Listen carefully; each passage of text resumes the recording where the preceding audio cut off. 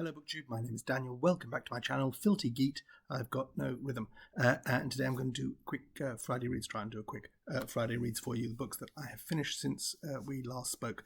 I'd started Several People Are Typing by Calvin Kasulke, I don't know how you pronounce his last name, sorry Calvin. And I bought this half price in Barnes & Noble in the Boxing Day half price 50% off all hardback sale. And it's a novel written entirely in online messaging, specifically Slack, which is an office tool that companies use. I don't use it because my company has its own tool, which I'm not going to tell you, I'm not going to broadcast it, but yeah, so we don't use Slack, but this is just basically, if you can imagine, any kind of messaging tool with different groups and like a WhatsApp. Anyway, the whole thing is written in messages. These are all people who work together at a company. They're all mostly working from home. It's a pandemic novel. Some of them come to the office, very few of them. And the premise is that one of the team, Gerald, has been uploaded somehow into Slack and is telling his colleagues, I won't be coming in, I can't come to the office because I'm stuck inside this computer. And they all think it's a joke because the office is always doing lots of inter-office jokes and doing bits, and they play along with this thing, and he's trying to tell them, no, seriously, guys, I'm really inside. And the whole thing continues later. So on the one hand, it's I did a whole thing last year about how I was done with millennial fiction. This is super millennial, but it's kind of fun and it's breezy, and because it's so little writing on each page, I whizzed through this, and it's kind of funny, as funny as it needed to be, if that makes sense. I don't mean to damn with faint praise, but I picked up knowing what I was going into, and the concern is that you've stretched a gag out beyond its elastic limits, or it's just a bit too twee and taking the premise too serious. This is funny in the right places. It plays out at the right pace. There are some sort of ideas about, are we all lost in the Matrix, and what is reality and what is artificial life, etc. But it's not really about that. It's a fun, breezy novel. It's in the tournament of books this year, which is why I picked it up. So when that kicks off in March and the books go up against each other, I'll be able to join in the conversation about this one. I don't think it's a game changer. I don't think it's a winner by any stretch, but it was a nice contemporary novel to read at the start of the year, and I might recommend this if this is something, if you like. I'm bad with comedy, so I'm not good. I don't like to recommend it, but if you're in for something light and breezy and utterly now, then this might be up your street. I can see it's a Good Morning America book club, and Several People Are Typing by Calvin Kasulke. And then after that, I picked up, read something that I read this years ago. This is the collected edition of Crisis on Infinite Earths, written by Marv Wolfman and drawn mostly by George Perez. And as I say, I read these original comics. This is this was published, it was called, I think, a 12-issue maxi series. As opposed to a miniseries is usually about 6 issues or 4 issues. So these were 12 issues published one a month, circa 83, 84. And famously, The Crisis on Infinite Earths, this image here. So this is a reprint of the collection, and this is cover art by Alex Ross, and that image there of those two citizens of Krypton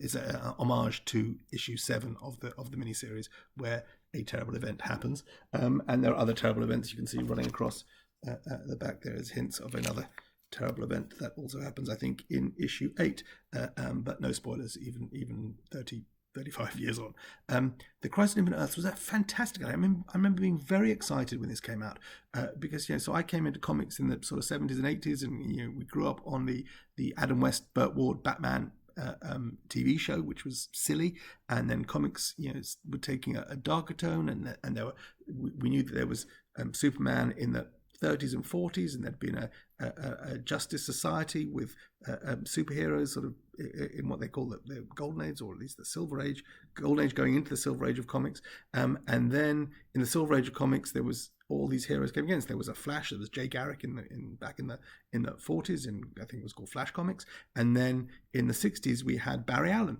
playing the Flash. And how do these two characters each called the Flash, what was their relationship to each other?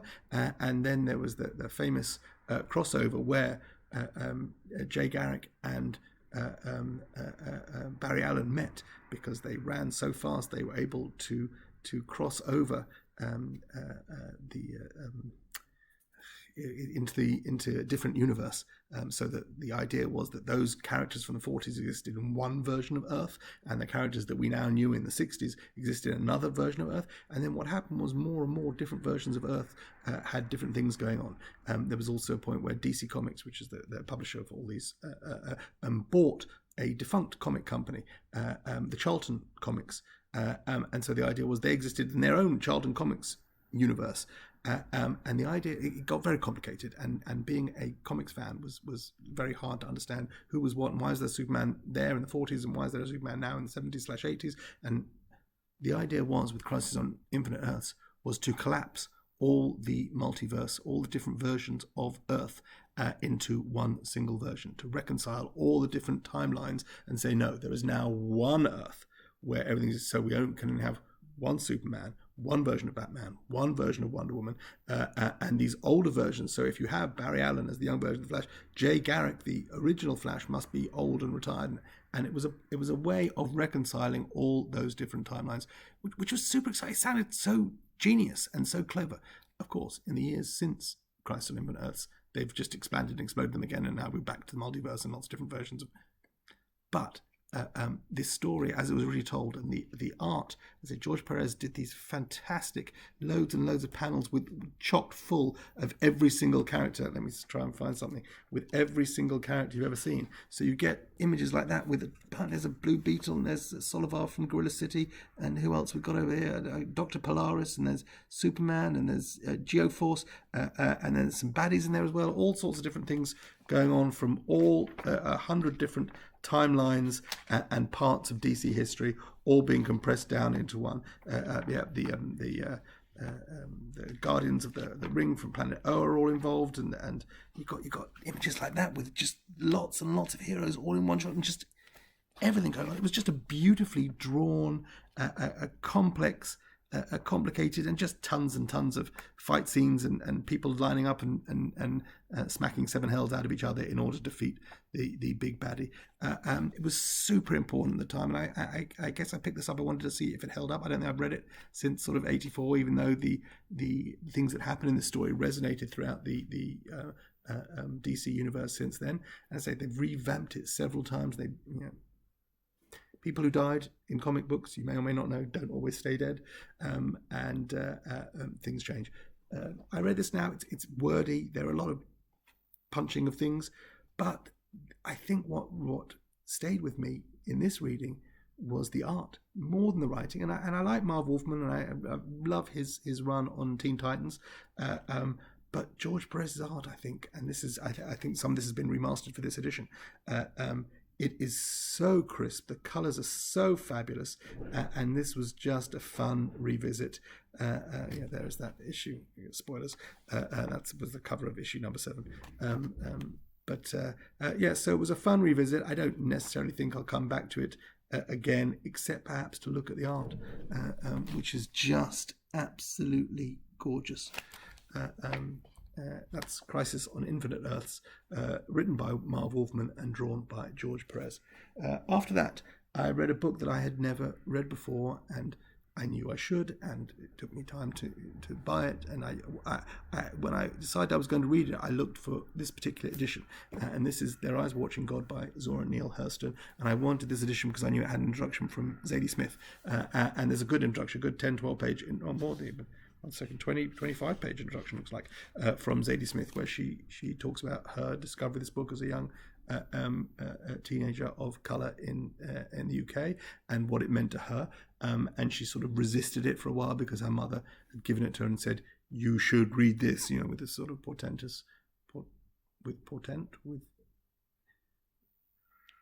lost the word, portentousness,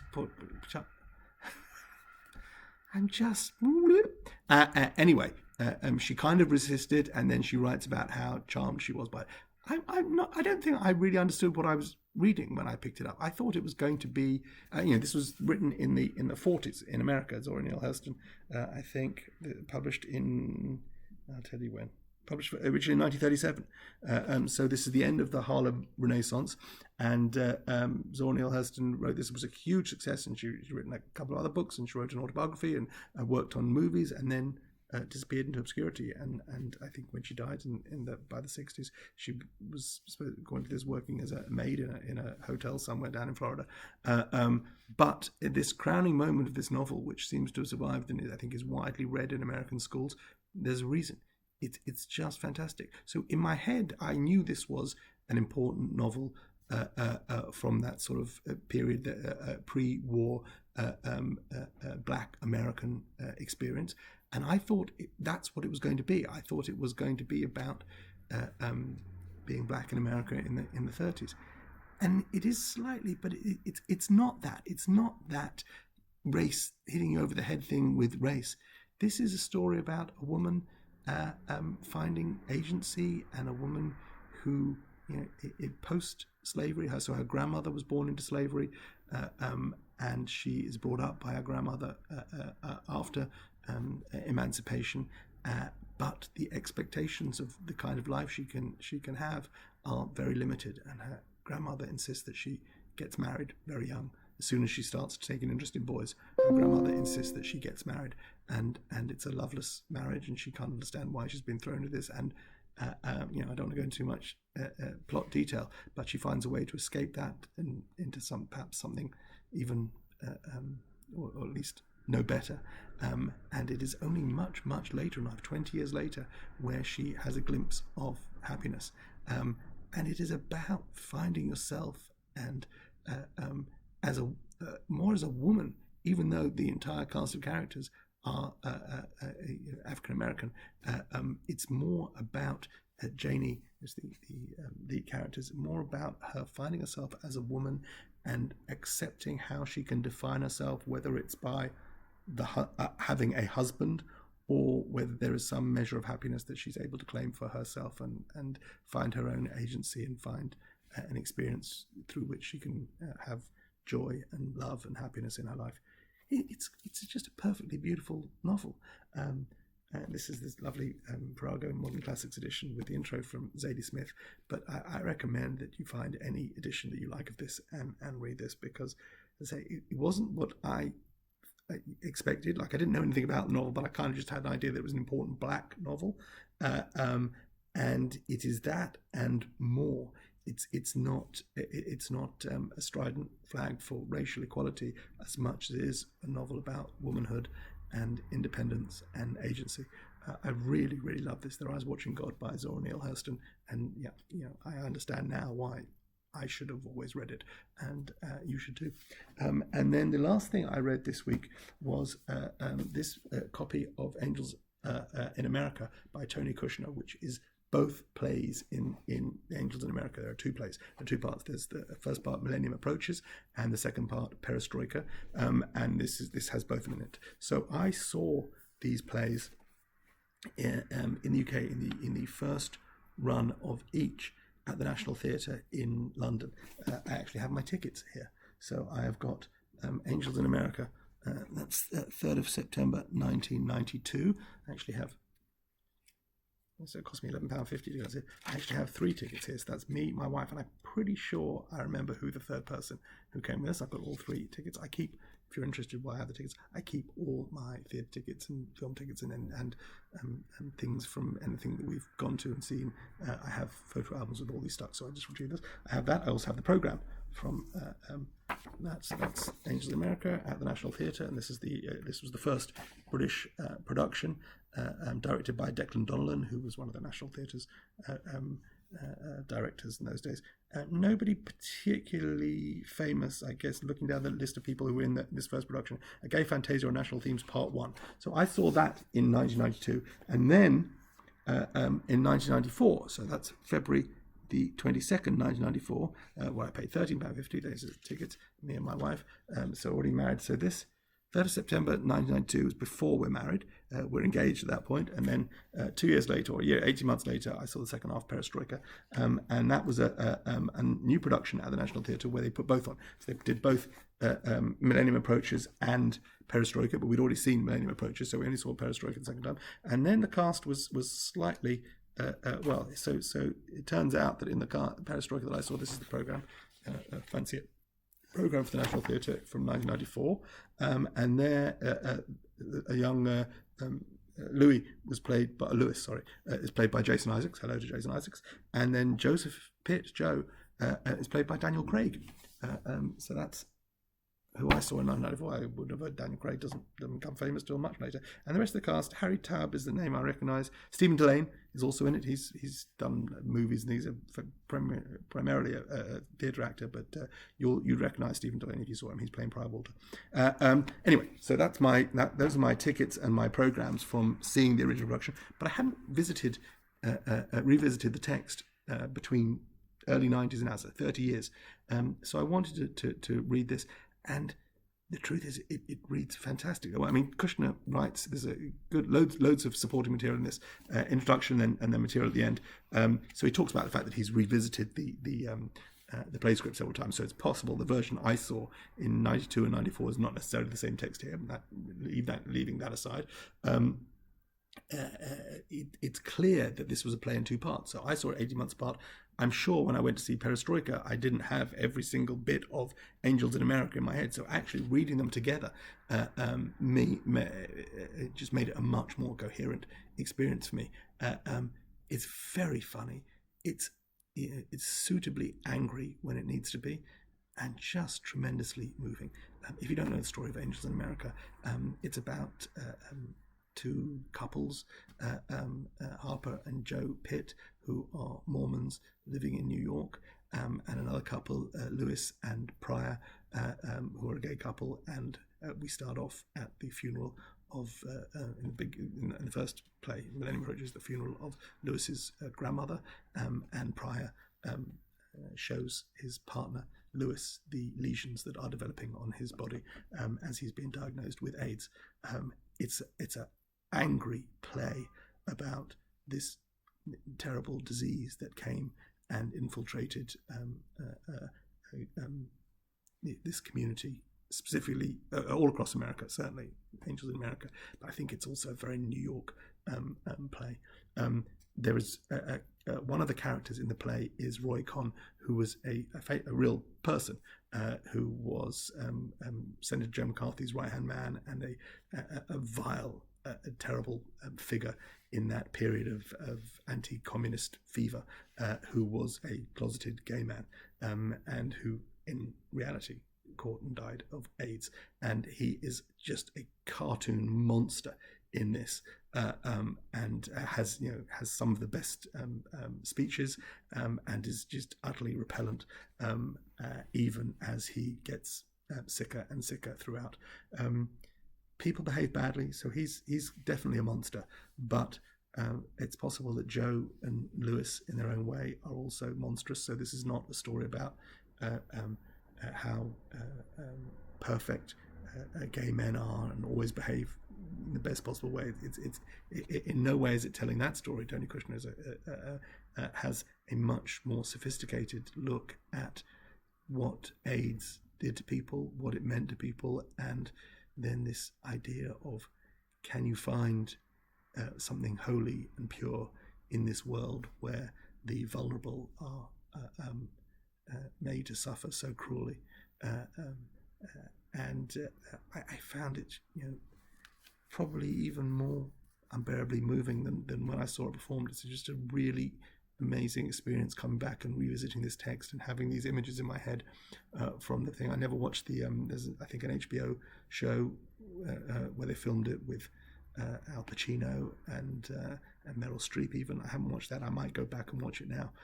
But I really, really got an enormous amount out of reading this, the play here, and revisiting these stories. And as third to say, it wasn't part of my life then, except in the periphery. But I've come to know a lot more about that era of uncertainty and fear around this disease that was killing just a generation of gay men. And revisiting it now is painful and powerful, and I think the play totally holds up. I know there was a production in London 3 or 4 years ago, which I never got to see. I think Andrew Garfield was in it, and a bunch of other people. I think if you get a chance to see it, you should. But if you're not going to get a chance to see it, this was a really tremendous experience. Angels in America by Tony Kushner. Love that, and just really happy to have been able to revisit this this text and this story. So finished that, and now what I'm reading, I'm trying this year to do a lot of stuff from my TBR. So I know I've bought new books, but I want to make sure that I keep reading the books that I've already bought. I want to buy more books, always want to buy more books. So I'm trying to push myself to read the books that I bought at one point, think I want to read them, and I want to actually read those. So I picked this up because I bought this a year ago. I picked up in June last year, so that's six months ago. This is The Discomfort of Evening by America Lucas Reinveld, which won the International Booker in 2020. And I had this, and there was talk about it, and then I kind of got pushed off it by hearing people's response to it. But I wanted to pick it up and give it a good shot. So I'm 50 pages in now, and again, not quite like I don't want to. I'd heard that some of it was very visceral and even repellent and disgusting, and I'm 50 pages in so far, and yes, there is an element of that which is just slightly distancing, but also it's a story of grief, and I'm finding that compelling enough so far that I want to keep reading, and I will keep reading. It's the whole thing is 280 pages. I'm 50 pages in. I'll get to that this weekend, and that is what I've been doing this week. So what do we have? We had that. So some people typing Crisis on Infinite Earths, and then fantastic Angels in America. I hope you're having a good start to the year. I hope your reading's going well, and thank you for watching. Ta-ra, bye.